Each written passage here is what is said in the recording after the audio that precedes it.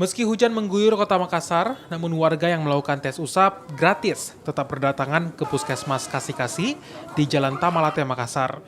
Mereka datang sejak pagi dan dengan kesadaran tinggi, hendak memeriksakan kondisi kesehatannya, apakah terpapar COVID-19 atau tidak.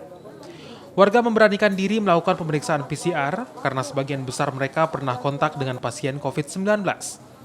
Tingginya kesadaran warga ini diharapkan bisa membantu Makassar keluar dari zona merah setelah jumlah kasus COVID-19 meningkat tajam dalam beberapa pekan terakhir. Di kantor ada beberapa teman yang terpapar positif, terkonfirmasi positif. Jadi kesadaran sendiri saya harus melakukan swab. Kapan diketahui ada teman yang positif, Kak? Beberapa hari yang lalu ya, kurang lebih 3-4 hari yang lalu. Memang sempat ada kontak erat dengan temannya atau bagaimana? Kalau kontak erat tidak juga sih, cuma kan yang namanya satu gedung, perlu kayaknya memang perlu. Itu untuk sementara ini semua bukan hanya masyarakat yang masuk wilayah Kasih-Kasih, semua yang berKTP Makassar kita terima.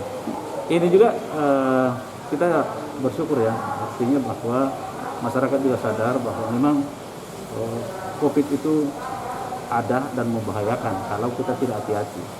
Jadi itu adalah hal positif sebetulnya. Tidak seperti di awal-awal, kami itu pada saat misalnya mengagendakan swab massal dalam satu tempat, itu biasa tidak terlalu banyak peminatnya. Tapi alhamdulillah sekarang dalam rapat terakhir tanggal 2 Desember kemarin, itu memang kita oleh pimpinan disepakati bahwa kita swab massal itu selama 3 minggu, jadi bukan hanya sehari.